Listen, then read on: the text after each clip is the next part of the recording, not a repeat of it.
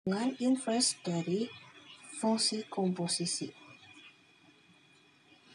Nah, misalkan yang lingkaran dia merupakan ada himpunan A, himpunan B, dan himpunan C.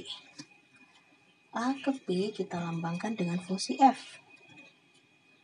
Terus B ke C kita lambangkan dengan fungsi G.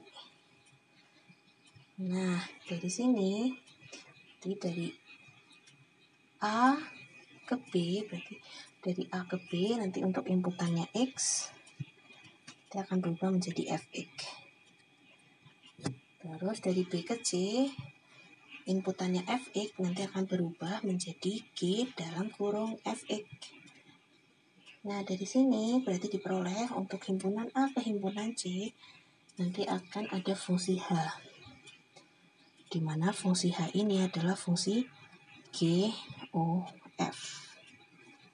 GOF, masih ingat tentang fungsi komposisi, kalau kita jabarkan dia akan menjadi G dalam kurung Fx. Sama ya, ini kembali lagi ke himpunan C. Terus gimana kalau dia dalam bentuk inverse atau balikannya? Kebalikan inverse. Balikan. Ini ada fungsi G. Tadi dari B ke C. Jadi kalau C ke B, dia merupakan G inverse. Terus kalau dari B ke A, berarti dia ada F inverse. Nah, kalau C ke A, dia merupakan H inverse. H-nya tadi apa? H-nya tadi kan GOF. Nah, berarti di sini dia merupakan GOF inverse. Terus, untuk penjabaran GOF inverse, dia seperti ini nih. GOF inverse. Jadi, F inverse dulu yang di depan, kita komposisikan dengan G inverse-nya. Ini ada X. Nah, jadi diingat kalau dia inverse, fungsi F-nya dulu yang di depan. Fungsi F yang dia di belakang, dia ternyata ketika dijabarkan menjadi yang di depan dalam bentuk inverse. Oke, coba sekarang kita lihat sifat-sifatnya.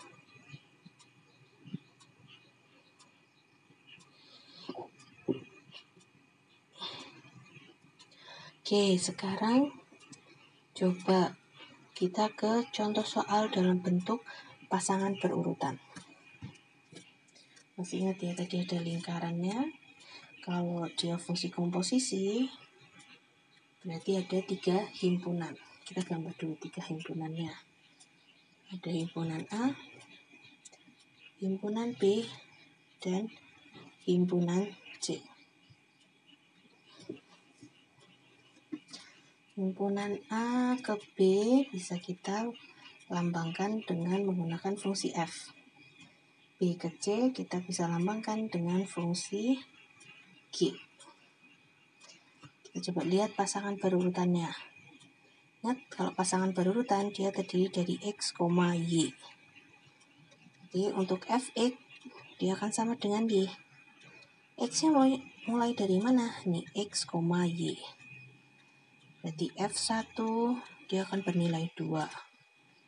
F2 akan sama dengan 3. Nah, F2 sama dengan 3. Berarti untuk F3 dia akan sama dengan 4. Dan ada F4 dia sama dengan 5. Berarti untuk yang X untuk inputannya dia ada di himpunan A. Kita tuliskan 1, 2, 3, 4. Kemudian bagian Y atau tadi bagian Fx-nya kita tuliskan di himpunan B. Nilainya ada 2, 3, 4, dan 5. Coba kita hubungkan. Yang 1 dengan 2. 2 dengan 3. 3 pasangannya dengan 4. 4 pasangannya dengan 5. Nah, itu untuk fungsi F. Sekarang fungsi GOF. GOF berarti dia dari A ke C. Inputannya berarti dia ada di A, keluarannya atau Y-nya nanti ada di C. Inputannya dia bagian X. Nah, ini nanti yang Y-nya 5, Y-nya 6, Y-nya 7, dan Y-nya 8. Ini yang kita tuliskan di himpunan C. 5, 6, 7, dan 8. Terus tanda panahnya gimana? Karena tadi dari 1 pasangannya dengan 5. Jadi karena fungsi komposisi dia merupakan korespondensi satu, jadi nanti dia akan garis 1 tetap pasangannya dengan 5. 2 pasangannya dengan 6. 3 pasangannya dengan 7, 4 pasangannya dengan 8. Nah, seperti ini fungsi F dan GOF-nya. Sekarang yang ditanyakan apa? Ternyata yang ditanyakan adalah fungsi inverse G-nya. Nah, kita tahu kalau fungsi inverse dia merupakan fungsi balikan. Tadi G dia B ke C. Berarti fungsi inverse G dia dari C ke B. Nah, inilah G inverse. Terus berarti dari B ke A dia merupakan F inverse. Kalau C ke A, nah C ke A berarti dia merupakan GOF inverse.